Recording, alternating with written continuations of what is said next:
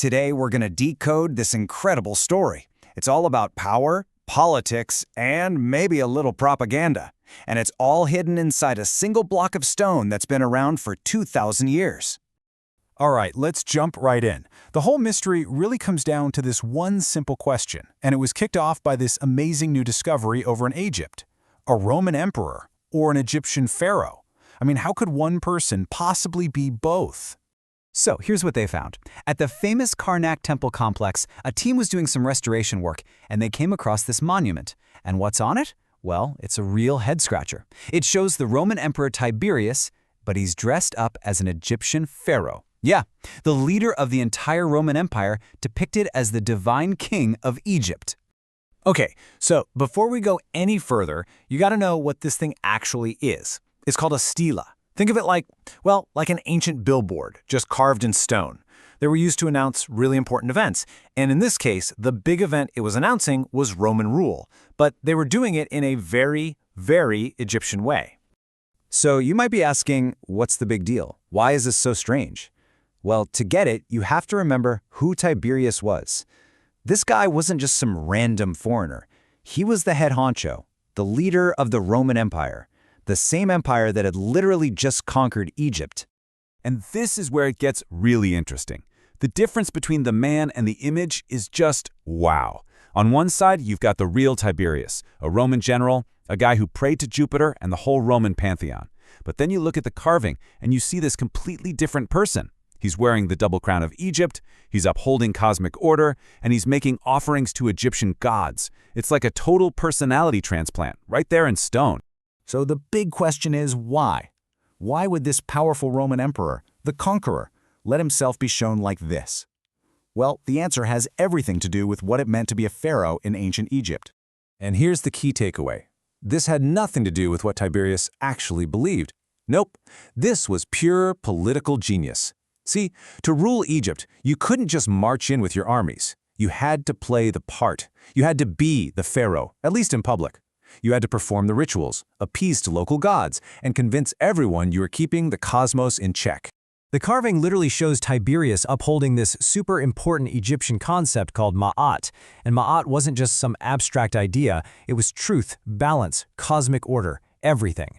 It was the pharaoh's single most important job. So by carving him like this, the message was crystal clear. Hey, this guy gets it. He's doing the job. He's a real pharaoh.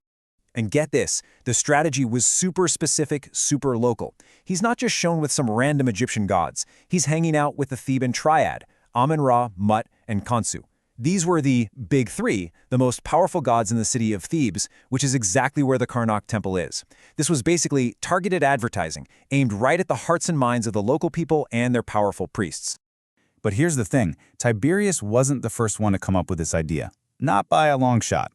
Turns out, he was just following a playbook that had been used by foreign conquerors in Egypt for centuries. You can see the pattern so clearly when you look back.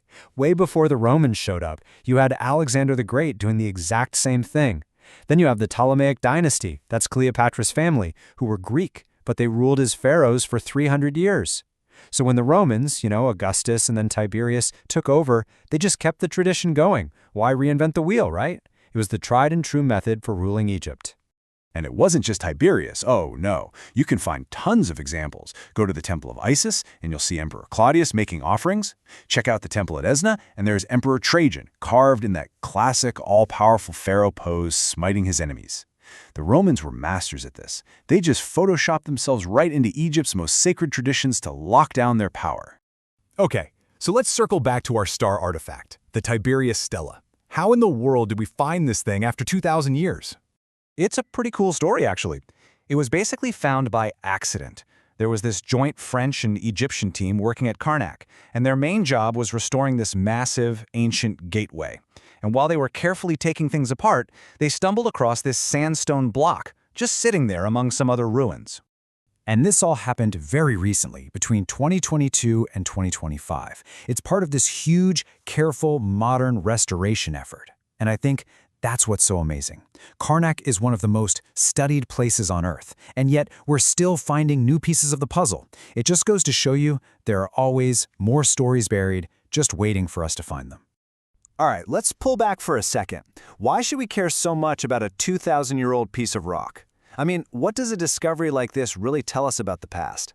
Well, a huge part of the answer is what it's made of.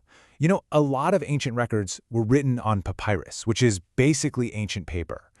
And like paper, it falls apart, it disintegrates.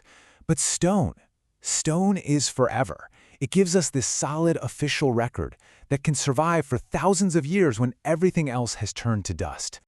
There's a great quote about this, that while other records might vanish, the same cannot be said, luckily, of records chiseled in stone. And that's exactly it. These stone carvings are our strongest, most durable connection to what people in the ancient world were really trying to say. So, when you boil it all down, what's the big takeaway? It's that this one single block of stone tells an incredibly complex story. It's not just a sculpture of some emperor. It's a physical piece of evidence of this long-running political strategy, a story of how you can rule a people, not just with swords, but by adopting their most sacred symbols. And that brings us to one final thought to leave you with. This whole strategy, using the symbols of the past to legitimize your power in the present, do you think that's just ancient history, or is it something we still see happening today? It makes you wonder, doesn't it? What are the symbols of power being used all around us right now?